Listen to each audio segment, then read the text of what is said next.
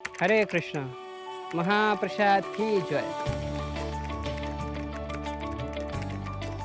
তো মহাপ্রসাদ নিয়ে কিছু তত্ত্ব আজকে আপনাদেরকে দেওয়ার চেষ্টা করব। মহাপ্রসাদ যেটা হচ্ছে ভগবান সাক্ষাৎ গ্রহণ করেন, ভগবানের অদর অমৃত। শাস্ত্রে বলা আছে, স্বয়ং মহাপ্রভু বলেছেন যে প্রসাদ এটা হচ্ছে ভগবানের এক প্রকার মুখের লালা, সেটা অদর অমৃত, সেটা আমরা আস্বাদন করে থাকি, সেটাকে মহাপ্রসাদ বলা হয়। একবার শ্রীকৃষ্ণ চৈতন্য মহাপ্রভু পুরীধামে থেকে মঙ্গলারতির কিছু মহাপ্রসাদ নিয়ে তিনি সার্বভৌম ভট্টাচার্যের বাড়িতে গেলেন। তো যেহেতু খুব ভোরবেলা গিয়েছিলেন, তো সেখানে সার্বভৌম ভট্টাচার্য তিনি প্রাতঃকালীন ওনার কার্য সম্পাদন করার পর তিনি বিশ্রাম নিচ্ছিলেন। তো সেই অবস্থায় মহাপ্রভু জগন্নাথের মঙ্গলারতি প্রসাদ নিয়ে গেলেন, নিয়ে বললেন, সার্বভৌম ভট্টাচার্য তোমার জন্য মহাপ্রসাদ নিয়ে এসেছে। তো সার্বভৌম ভট্টাচার্য দেখা মাত্র সেই মহাপ্রসাদ নিয়ে তিনি প্রসাদ পেতে লাগলেন। যখন তিনি প্রসাদ পেতে লাগলেন, তখন মহাপ্রভু খুব হাসলেন এবং তিনি খুশি হলেন যে মহাপ্রসাদের প্রতি সার্বভৌম ভট্টাচার্যের যে স্পৃহা, যে লোভ। তো তখন মহাপ্রভু জিজ্ঞেস করলেন যে ভট্টাচার্য মহাশয়, আপনি যে বাসি বিছানায় স্নান না করে আপনি প্রসাদ পেলেন, সেটা কি উচিত? তখন এই সার্বভৌম ভট্টাচার্য এই শ্লোকটি তিনি বলেছিলেন।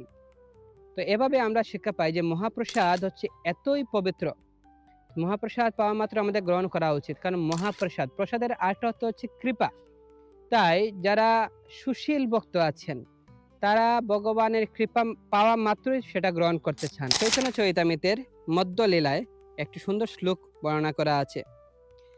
শুষ্কম পর্যুষিতম বাপি নিত্যম বা দূরদেশতঃ প্রাপ্তিমাত্রেণ ভুক্তব্যম নাত্র কাল বিচারণা ন দেশ নিয়মস্তত্র ন কাল নিয়মস্ততা প্রাপ্তম অন্নম দ্রুতম শিষ্টে বক্তব্যম হরির বব্রেত। সার্বভৌম ভট্টাচার্য বললেন, মহাপ্রসাদ শুষ্কই হোক, বাসি হোক বা দূরদেশ থেকে আনিতই হোক, তা পাওয়া মাত্রই ভক্ষণ করা উচিত, তাতে কাল বিচারের প্রয়োজন নেই। শ্রীকৃষ্ণের অন্নপ্রসাদ পাওয়া মাত্রই শিষ্ট লোক তা ভোজন করবেন, তাতে দেশ কালের কোনো নিয়ম নেই। এটি পরমেশ্বর ভগবানের আদেশ। শ্রী চৈতন্য মহাপ্রভুর প্রতি সার্বভৌম ভট্টাচার্যের এই উক্তি। তাই প্রসাদ অনেক সময় আমরা সামনে রেখে আমরা অনেক অন্য কাজ করে থাকি, প্রসাদকে উপেক্ষা করে থাকি বা প্রসাদকে সম্মান প্রদর্শন করি না। এটা উচিত না, এটা হচ্ছে সাক্ষাৎ ভগবানের কৃপা। তাই প্রসাদকে সবসময় আমাদের সম্মান করা উচিত এবং সম্মানের সহিত সেই মহাপ্রসাদকে প্রণাম পূজা করে গ্রহণ করা উচিত। হরে কৃষ্ণ।